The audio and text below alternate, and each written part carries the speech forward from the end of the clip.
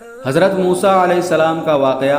حضرت موسیٰ علیہ السلام کی ولادت سے پہلے مصر کی سرزمین میں فرعون کا غلبہ تھا، اور وہ ظلم و ستم اور شرکسی میں اس انتہا کو پہنچ گیا تھا کہ اس نے خدائی کا دعویٰ کر دیا تھا، یہاں تک کہ فرعون نے اہل مصر کے مختلف گروہ بنا کر ان کے درمیان فساد و عداوت ڈال کر بانٹ دیا تھا۔ بنی اسرائیل کو اس نے کمزور کر کے اپنا غلام بنا کر رکھا تھا، اور ان کے ساتھ اس کا سلوک یہ تھا کہ ان کے وہاں پیدا ہونے والے بیٹوں کو قتل کروا دیتا تھا اور ان کی لڑکیوں کو خدمت کے لیے زندہ چھوڑ دیتا تھا۔ بیٹوں کو قتل کروانے کا سبب یہ تھا کہ ایک بار فرعون نے خواب دیکھا کہ بیت المقدس کی طرف سے ایک آگ آئی اور اس نے مصر کو گھیر کر تمام فرعونیوں کو جلا ڈالا، جبکہ بنی اسرائیل کو کوئی نقصان نہیں ہوا۔ اس خواب سے اسے بڑی وحشت ہوئی، ڈر ہوا، اور جب کاہنوں سے تعبیر پوچھی تو انہوں نے کہہ دیا کہ بنی اسرائیل میں ایک بچہ پیدا ہوگا جو تیری ہلاکت اور بادشاہت کے زوال کا سبب بنے گا۔ یہ سن کر فرعون نے حکم جاری کر دیا کہ بنی اسرائیل میں جو لڑکا پیدا ہو اسے قتل کر دیا جائے۔ بیٹوں کو قتل کرنے والے فرعون کے ظلم کا ذکر قرآن میں آیا ہے۔ فرعون نے تو بنی اسرائیل کو کمزور بنا کر رکھا ہوا تھا، لیکن اللہ تعالیٰ کی مرضی یہ تھی کہ وہ بنی اسرائیل کو فرعون کے ظلم سے نجات دے کر ان پر بہت سے احسان فرمائے۔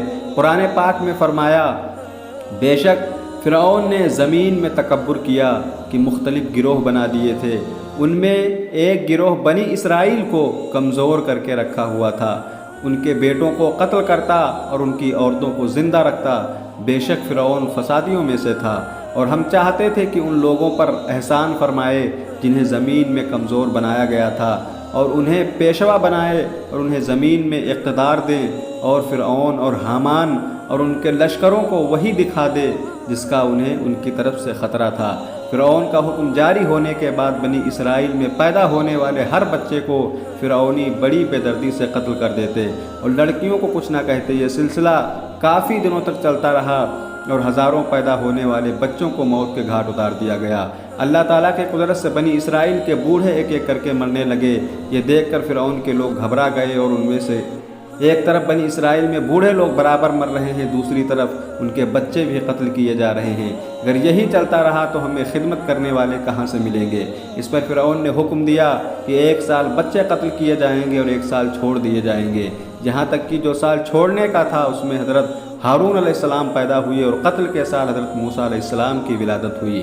حضرت موسیٰ علیہ السلام کی والدہ لاوی بن یعقوب کی نسل سے تھیں۔ اللہ تعالیٰ نے انہیں خواب کے ذریعے یا ان کے دل میں یہ بات ڈال کر الہام فرمایا کہ تم حضرت موسیٰ علیہ السلام کو دودھ پلاؤ، جب تمہیں خوف ہو کہ دشمن پیچھے پڑ گئے ہیں اور اس بچے کو قتل کرنے کی سازش کریں تو بے خوف و خطر اس بچے کو مصر کے دریائے نیل میں ڈال دینا، اور اس کے ڈوب جانے کا غم نہ کرنا اور ان کی جدائی کا غم نہ کرنا، ہم اسے تیری طرف لوٹا دیں گے اور اسے رسول بنائیں گے۔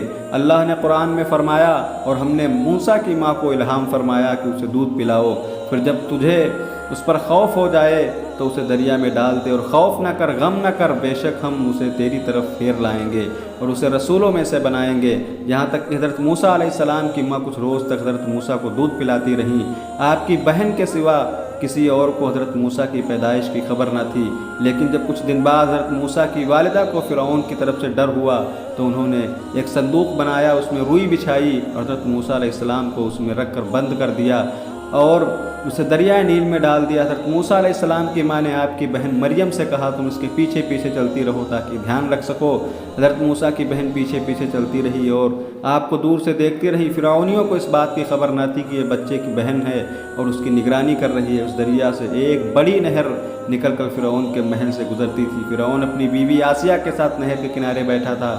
اس نے نہر سے صندوق آقا دیکھ کر اپنے غلاموں کو نیزوں سے نکالنے کا حکم دیا۔ صندوق نکال کر جب اسے کھولا گیا تو اس میں نورانی شکل کا بچہ جس کی پیشانی سے وجاہت و اقبال کے آثار نمودار تھے نظر آیا۔